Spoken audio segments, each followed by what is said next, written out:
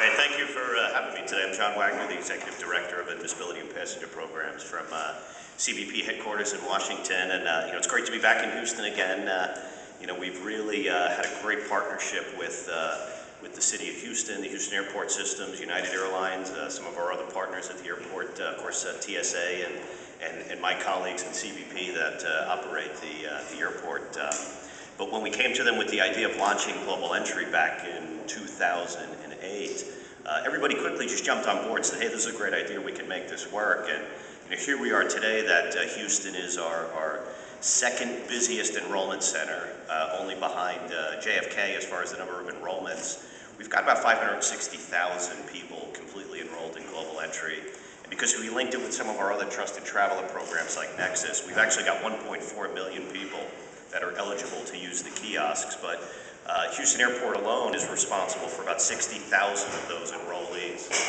JFK is slightly ahead, they're at about 66,000, but Houston is certainly keeping pace. And really that's because of the commitment and the outreach that everyone's done and the marketing campaigns that we've all collectively contributed on and really got the word out and got the right people enrolled in this. It's designed for that frequent, low-risk, what we call a trusted traveler. It gives them the ability to come off the plane, go right to a kiosk, securely go through the CBP inspection process, confirms their fingerprints, who they are. We run the same kind of vetting checks and background checks on all travelers, but it just gives them the opportunity to do it in an automated fashion and get through that process and out of the facility in a very quick manner. And it's helpful for us too, because then we can redirect those resources to the other population, the unenrolled population, the people we know less about, theoretically a higher risk group of people, because we know less about them.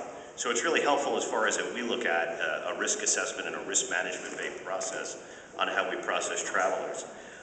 Currently, we're doing about 7.5% of the eligible population through the kiosks at the airport here in Houston. So that number drives a little higher and higher each month. The number of applications coming in is really, it's doubled in the last 6 months. We were doing about 15,000 a month when we partnered with TSA and the pre-check process. Those applications went up to about 30,000 a month just for Global Entry. Last month alone, we did well over 40,000 applications.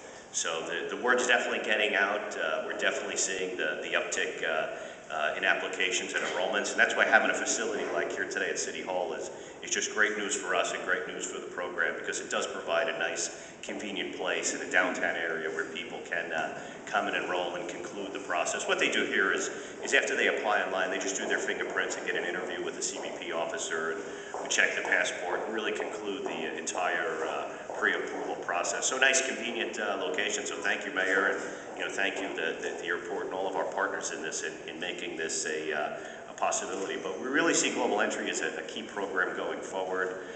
It's really based on a lot of the great partnerships we had at the airport, like Saba had mentioned in the past, when we did model ports, all the improvements we made, the one-stop process, which we piloted here at Houston, some of the other innovative stuff we did, and really some of the things we've got planned for the not-too-distant future with other automated kiosks and automation of forms and getting rid of paperwork, and looking at some of the fiscal conditions that we're facing in the coming months and coming years. CBP wants to make sure we are relentlessly self-critical in how we analyze our operations and make sure we're as efficient as we possibly can be, and make sure we're directing our resources to the right and appropriate places. So programs like this really help us do that. So with that, I just want to say thank you again, and look forward to the tour of the enrollment facility and any questions that anyone may have for us. So thank you.